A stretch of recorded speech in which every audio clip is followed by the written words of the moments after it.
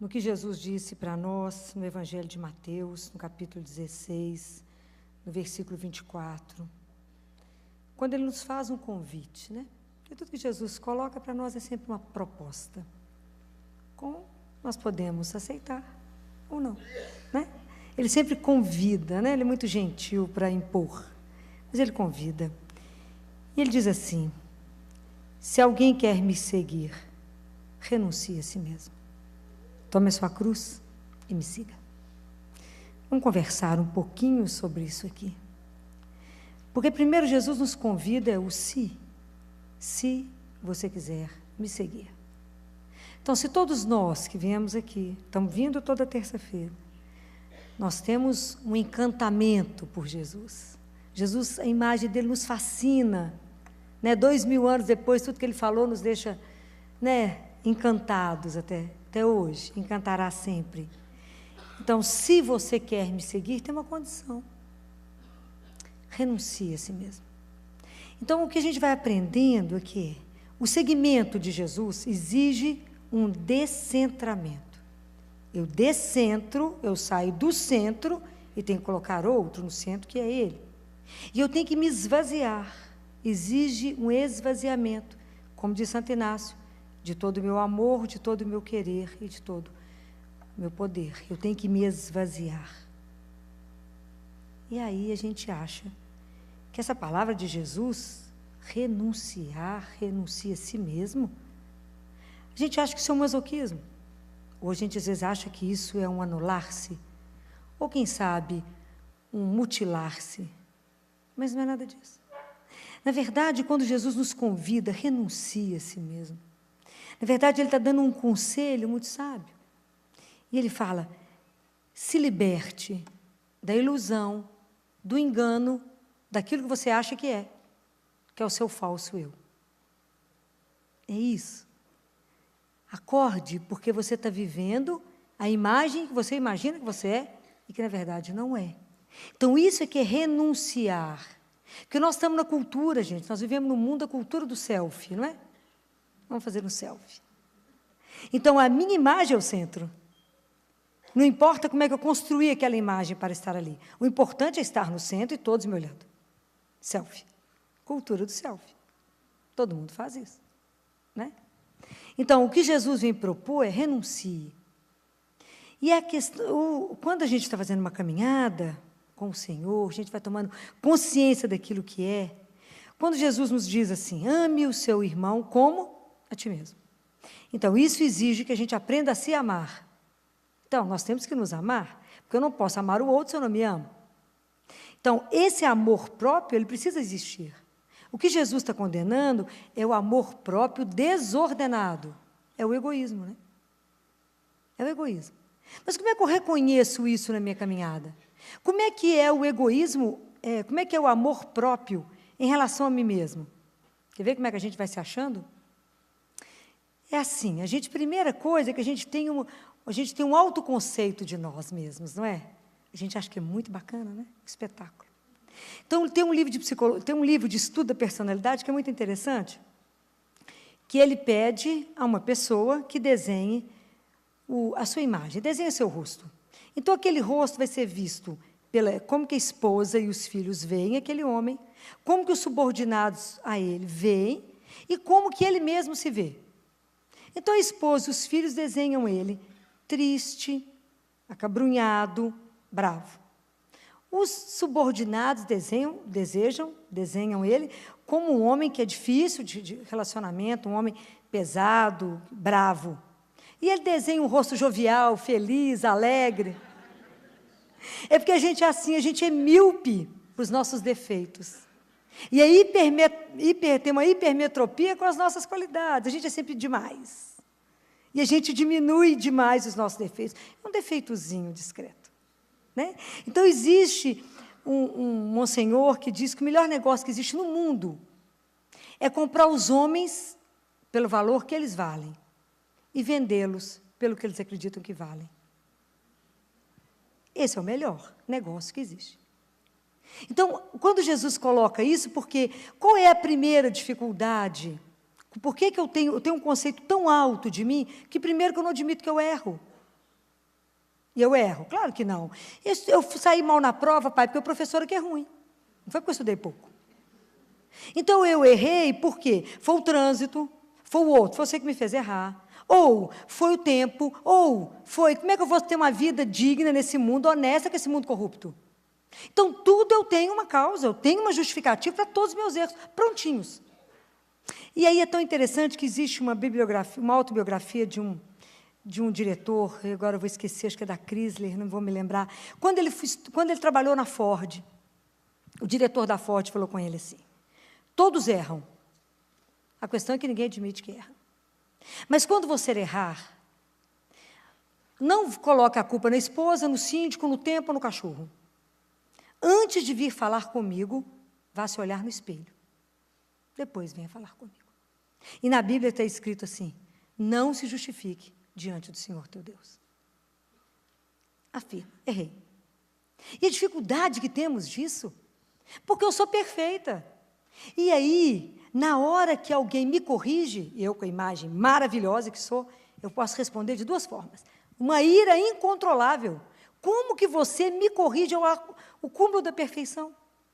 Vamos lembrar que só existem 2 homens perfeitos. Um ainda não nasceu e o outro já morreu. Então, a gente é tão perfeito que a gente não aceita, porque eu tenho uma imagem falsa que eu sou maravilhoso. Quem vai me corrigir? Então, quantas pessoas você vê que ficam iradas, sem medida, quando alguém fala, eu não concordo com você, não, o mundo cai. Ou a pessoa, então, pode reagir numa depressão, complexo de Cinderela. Ó vida, porque quando que será que vai existir alguém que vai reconhecer o tanto que eu sou bacana, ver as minhas qualidades? Cadê o príncipe que vai me descobrir que sou tão perfeita, maravilhosa? Compreende? A gente vive no complexo de Cinderela. De tão bacana que a gente é. Só merece um príncipe para revelar. Esse príncipe chama Jesus, que vem nos mostrar aqui exatamente aquilo que nós somos. Né? Então, quantas pessoas você vê fechadas, sofrendo pequenas mágoas que elas carregam na vida, porque, que injustiça, por que fizeram isso comigo? Está lá o falso eu, que eu sou tão bacana que eu não merecia isso. Olha a imagem errada. Então, nós vivemos uma insinceridade, para não falar que é uma mentira. Então, a gente tem tanta dificuldade que a gente fica camuflando os nossos defeitos, porque a gente não aceita que tem limite. É claro que nós nascemos para grandes coisas, porque somos filhos do Altíssimo, e somos criados, atraídos para grandes coisas. O que não pode é se apaixonar pelo ego, por mim mesma, e achar que eu sou mais do que tudo. É isso que está errado. Então, a gente dá um jeito, né? A gente dá um jeito de enrolar todo o próximo, tento me enganar a mim mesma. Então, para isso existe peruca, existe cosmético, existe cirurgia plástica, né? Como existe... Por que eu estou de salto? Porque o Luiz XV achou que ela era muito pequenininha, colocou um salto, virou moda. Porque quantas vezes a moda é para esconder defeito físico? Quando uma mulher começou a perder o cabelo, achou melhor cortar curto, virou moda, as mulheres passaram a usar cabelo curto. Por que existe gola alta? Porque a Ana Bolenha tinha um defeito físico horroroso no pescoço, levantou a gola, tampou.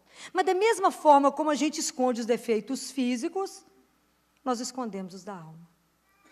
E a gente não se assume. E se a gente não se assume, fica difícil. Né? Porque a gente não consegue ter humildade para entender que todos nós, somos limitados.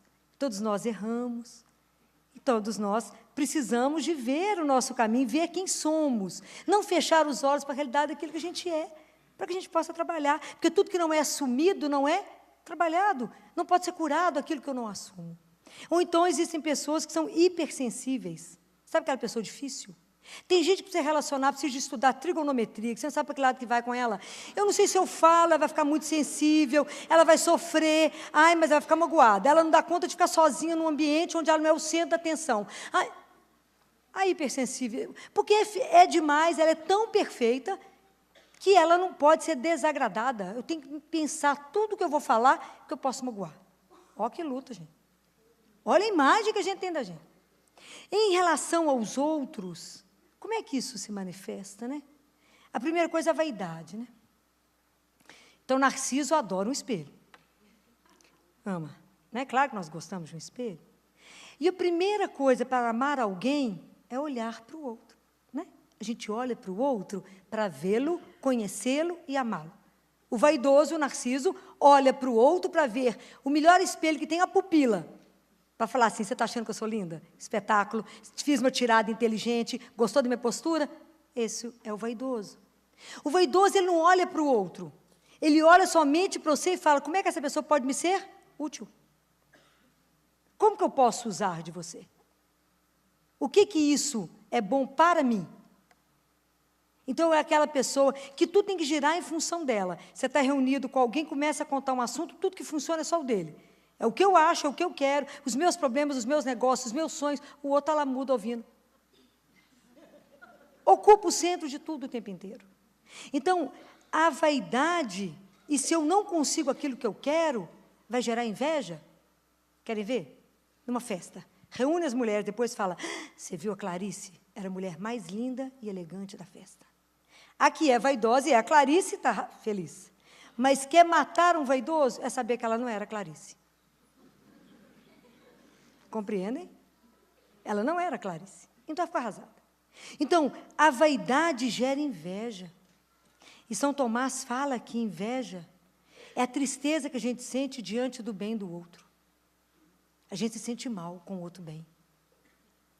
E a gente vê isso. Então, a gente tem que descobrir isso no coração da gente e tirar isso. Porque a inveja vai gerar crítica. E aí, a crítica, eu vou criticar aquele que está fazendo algo que eu não dou conta de fazer. Por isso que quem está dando fruto, a árvore que dá fruto é que joga pedra. A instituição que está indo para frente, que o povo quer derrubar. Porque se eu não sou capaz, e aquela pessoa está crescendo me fazendo sombra, porque se eu giro em função de mim, quem é alto, baixo, bom ou ruim, agradável ou desagradável em relação a mim? Se me faz bem, se é agradável a mim. O referencial sou eu. Então, se o outro está saindo demais, eu dou um jeito de cortá-lo. Não está bom, eu te corto. Né? Então, eu vou fazer a crítica. Né? Aí saem as difamações, isso está solto aí na sociedade. Né? Difamação, mexerico, fuxico, confusão. Para quê? Para diminuir o outro que eu não sou capaz de. É assim. Né? Então, é isso que Jesus está querendo nos libertar. Fala, para com isso. A ironia, você vê que todo irônico é uma pessoa frustrada, fracassada, que não dá conta de fazer. Então, ela entra com ironia para criticar o outro que está fazendo alguma coisa. Isso é sério, muito sério. E aí nós vamos vivendo o egocentrismo. Tudo tem que girar diante de mim. Se eu pudesse, eu era um astro, onde girava o mundo e Deus, inclusive, por mim. Deus gira para mim também, né, ao meu redor. Se eu pudesse, o egoísmo é uma doença tão séria que, se ele pudesse, ele absorvia, inclusive, Deus. Porque tudo é para mim. Então, o egocêntrico é aquele que vai fazer um amor falso, porque ele só vai amar a Deus e ao outro na medida que você puder trazer alguma coisa de bom para mim, senão você está fora. Foi o que um jovem me disse outro dia. Na verdade, falou, a gente está casado, mas a gente se pergunta, para que casar? O que eu ganho com isso? Isso me dá o quê? O mundo do que me promove estar casado. Amor é um detalhe, mas o que isso me dá? Porque as outras coisas eu posso ter, não preciso de casar. Então, isso é muito sério, quando a gente começa a pensar, né? E em relação a Deus, né? Como é que eu vou vivendo? É a famosa egolatria. Eu tiro Deus do centro e devagarzinho eu vou me colocando. E as coisas têm que girar. Minha função, eu me amo e me adoro. Então, seguir a religião, é mais fácil eu tirar umas páginas do Evangelho e seguir só aquelas que são boas para mim, que está de acordo com aquilo que eu quero ouvir. Então, eu crio um Deus que eu faço igual um ventríloco. Eu crio um Deus com 4 pedaços. E, na verdade, eu escuto dele aquilo que eu quero. Eu escuto dele exatamente aquilo que vai me satisfazer. Então, esse Deus é maravilhoso. Então, eu não preciso ir à igreja escutar. Quantas vezes as pessoas falarem isso? Eu não preciso ir à igreja. Eu não preciso, eu faço a minha religião, claro, ele faz o Deus que ele quer, de acordo com a medida dele, para satisfazer só aquilo que ele quer. É assim. Isso é uma forma, né? E tem uma forma mais branda de egolatria, onde eu peço a Deus muitas virtudes e me esforço pelas virtudes, mas não para ser um instrumento na mão de Deus, mas para aparecer para o outro. Isso é egolatria. Está errado. Então, nós temos que ter muito cuidado, porque o nosso coração, a gente vive entre esses 2 amores. entre eu mesma e a Deus. E o dia inteiro, meus queridos, o dia inteiro na nossa vida, nós temos que fazer opção em amar a mim mesmo, beneficiar a mim, ou quem está no centro e regula tudo isso é o Senhor. Então, o dia inteiro, porque esse ego que eu estou falando, esse ego nos atrofia. Esse ego impede que a vida verdadeira de Deus em nós se manifeste. Ela impede que eu esteja encostada, sustentada por Deus, para que a própria vida dele possa fluir através de mim. Enquanto eu tiver com esse ego que me atrofia, eu serei o que? Nada, vou viver na solidão. Porque quando você se dá, você amplia a sua vida.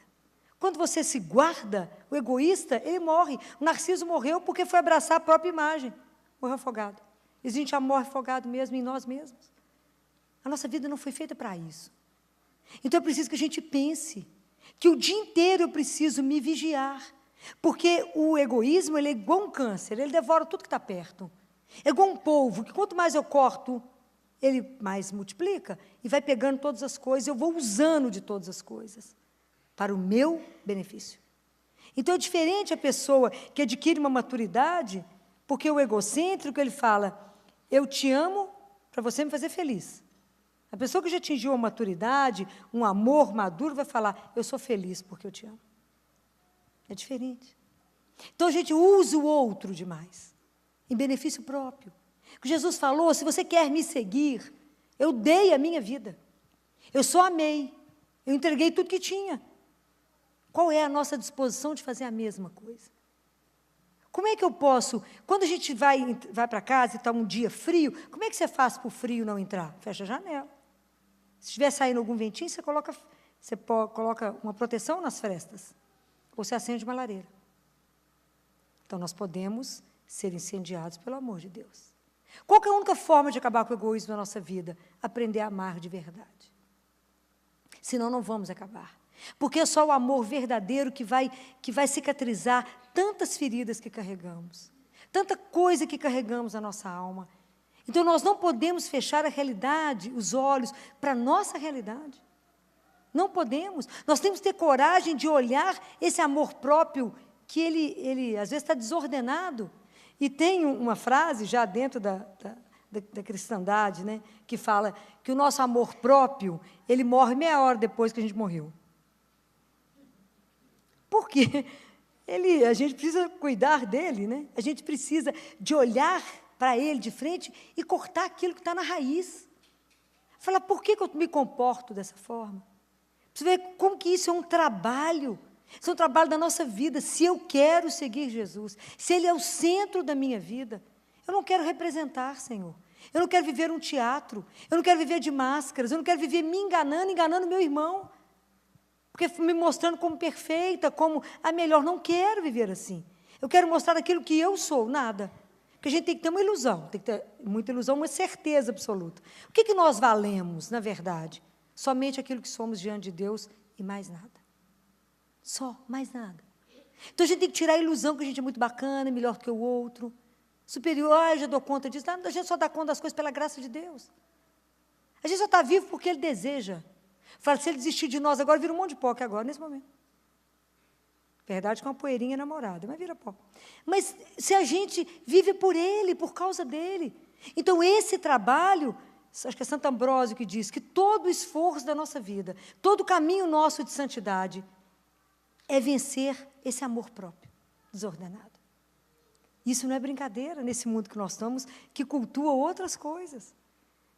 Então, fazer aquilo... Então, vocês vão observando como é que muitas vezes a gente quer fazer um trabalho e fala, nossa, mas fulano é perfeccionista. Sim, somente naquilo que aparece.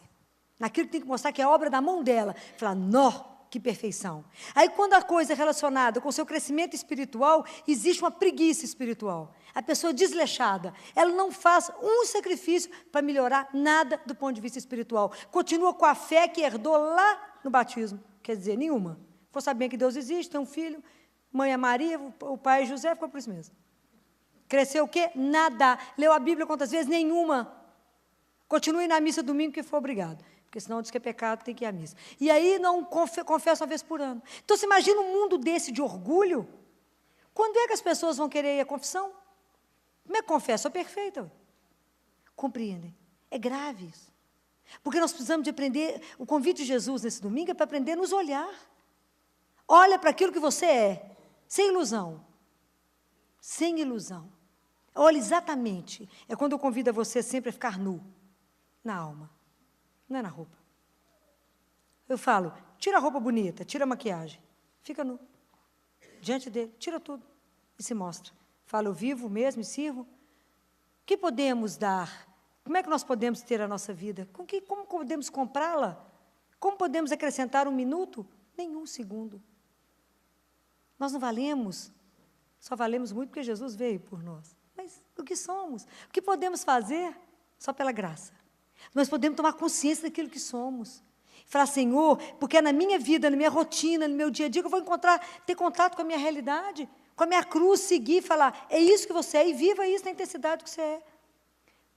A gente precisa ter um desejo de fazer um progresso espiritual.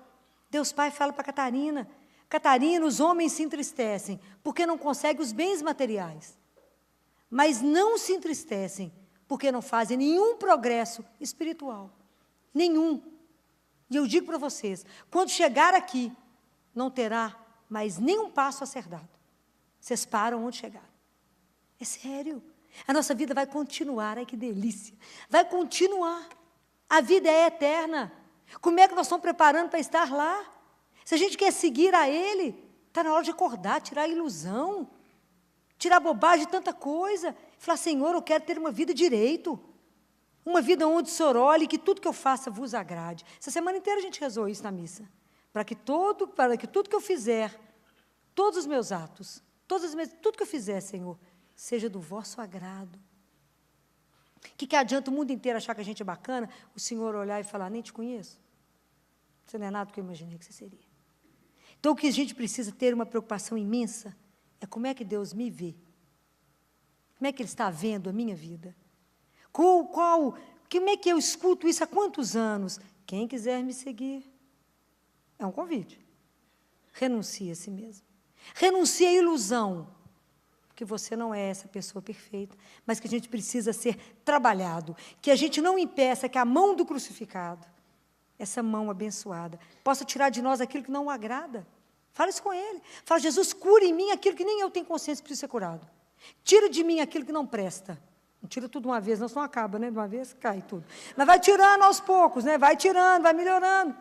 Então, é por isso que a gente precisa se expor a Deus. Como é que eu sou curada? À medida que eu me aproximo daquele que é o dom da cura. Então, à medida que a palavra me cura, à medida que eu recebo a Eucaristia, me cura. É aquilo que Jeremias falou na primeira palavra, né? Senti, então, dentro de mim um fogo ardente a penetrar-me. E ele não deu conta e desmaiou. A gente precisa disso. É o fogo do Espírito que pode nos queimar. É Ele que pode nos transformar. Vocês acham que a gente, por mais que você pense, eu não posso ser tão egoísta, porque a gente já nasceu assim. Está lá em Gênesis, capítulo 3, não é? Quando a gente fala, a serpente diz, come daquela fruta e você será como Deus. É isso que a gente quer ser, igualzinho a Ele. Tudo que a gente fica brigando. Não aceita a condição de criatura. Então, vocês observam que isso está em nós desde pequeno. Observe uma criança de 3 anos. Tudo é meu. Ela divide algum brinquedo? Não. É meu, ainda pega do outro, fala, é meu também. Porque a gente vai ampliando o eu, né? Com o meu marido, o meu carro, a minha casa, não é tudo meu. A gente amplia o eu com o meu. Quanta coisa. Mas o tanto que Deus precisa nos lembrar. Abra mão para que você me siga. Tem que morrer na sua vida aquilo que é terreno. Tem que morrer aquilo que é transitório. Tem que tirar da sua vida tanto apego, tanta paixão desordenada. Nós temos que amar a um só. É Jesus. Ele tem que ser o grande amor da nossa vida. E por ele o resto é só falar assim, uso daquilo que tenho, mas sabendo que aquilo é temporário. Nada é definitivo, nada é meu, tudo é empréstimo. Comece a pensar nisso. Tudo é emprestado. Nós já chegamos aqui careca e desdentado, não foi? Já temos demais, temos cabelo, temos dente, já temos um monte de coisa. E vamos deixar tudo por aí. Vamos aprender que tudo que nos é dado é para que a gente possa crescer. E que a gente pode usar disso, sim, para crescer. Mas sem prejudicar o outro. Somos irmãos. Sem prejudicar a si mesmo. Então é tão bacana que a gente passa a ter uma visão crítica da gente, fala, gente, fiquei irritado mesmo, pode que agora? Porque eu achei que eu queria que o povo fizesse aquilo que eu penso. Não, não é. Porque senão eu acho que o mundo e tudo gira em função de mim e o resto é uma moldura. Eu estou lá no centro, o mundo é uma moldura. Não é não. Nós estamos todos a caminho e precisamos uns dos outros. Cada um tem uma asa, a gente tem que juntar para voar. Precisamos de olhar isso. Para ter ciúme, para ter inveja, para de olhar a horta do outro, achar que é mais verde. Precisamos de cuidar uns dos outros, se alegrar com o crescimento do outro. Pense, cada um de nós estamos aqui por um tempo tão curto. Por um tempo tão curto. As coisas passam tão assim. Não vão perder tempo com aquilo que não te leva a lugar nenhum, mas somente com aquilo que te leva ao céu. É assim. A gente tem que estar preocupado demais em chegar no céu. O resto aqui, não se preocupe. Ele não é a razão da sua vida, a razão da nossa vida é Jesus. Vamos pensar nisso. Vamos trabalhar nisso. Vocês vão me achar louca, mas é preciso pensar na morte todo dia. Porque se hoje fosse o último dia, você abraça mais, você beija mais, você fala, fulano, gostei disso, leva para você. Você nem presta, dá. Bobagem, não vai no caixão mesmo, não cabe nada. Então, você vai ficando desapegado de um tanto de coisa, que bobagem. Achar que tem que acumular tudo para quê? Só para dar trabalho no dia da morte. Porque haja gente para separar tudo que você tem. E brigar com um tanto de coisa. Oh. Mas é porque nos falta consciência, né? E que bom que Jesus nos alerta e fala, acorde. Me seguir significa descentra e enraiza em mim. É isso. Sai do centro, mas coloca toda a raiz, a razão da sua vida em mim. Coloque como seu sustento, como a sua força, como a única razão de estar de pé. Olha que alegria saber. Esses dias eu fui tomada de uma alegria dentro do CTI, que eu falava, ai, que alegria, né, Jesus? Saber que mesmo está tudo difícil desse jeito, tanto sofrimento. Você é real. Você não é uma ilusão. Isso tudo vai passar. Esse sofrimento vai acabar. E um dia nós vamos estar todo mundo junto. E saber que o Senhor é eterno, que o Senhor está aqui, que o Senhor nos ajuda, que o Senhor corre conosco, que o Senhor faz todas essas coisas, e que a gente ainda pode sentir esse cheiro seu espetacular. Ai, que espetáculo. Então está tudo fácil, porque o Senhor está aqui. Isso não tem preço. Vai pedir a Ele que nos ajude, fala, assenta com Ele, tenha coragem em cada coisa da sua vida, fala, Jesus, vai me mostrando aquilo que na minha vida eu estou vivendo, que não está verdadeiro, Senhor. Me ajuda a ser exatamente aquilo que o Senhor sonhou que eu seria um dia. Sem ilusão. Sabendo que todo o progresso que eu fiz na minha vida foi por pura graça de Deus. Porque eu sozinha não fico nem de pé. Eu sozinha não sou capaz de respirar. Mas é porque o Senhor é o ar que eu respiro. Então, vamos pedir a Ele que vá tirando da nossa vida aquilo que não serve para absolutamente nada e que está nos impedindo de viver a vida verdadeira que Deus quer para cada um de nós. Que a gente possa desabrochar e segui-lo com toda a força do nosso coração. Segui-lo como grande amor, como grande mestre, como grande Senhor da nossa vida. Jogue toda a força da sua raiz em um só. Ele é Jesus. Vamos trabalhar e ter uma luta mesmo na nossa vida, pela ação do Espírito Santo em nós, a destruir esse amor tão desordenado que habita em cada um de nós. Vamos fechar nossos olhos. Vamos colocar diante de Deus e falar, Jesus, assim como o Senhor falou lá na carta de São Paulo, que a gente possa ser um sacrifício vivo. Um sacrifício vivo, agradável a Deus. Então, vamos colocar o nosso coração diante dele e falar, tira, queima, corta aquilo que está impedindo que a vida verdadeira possa emergir em mim.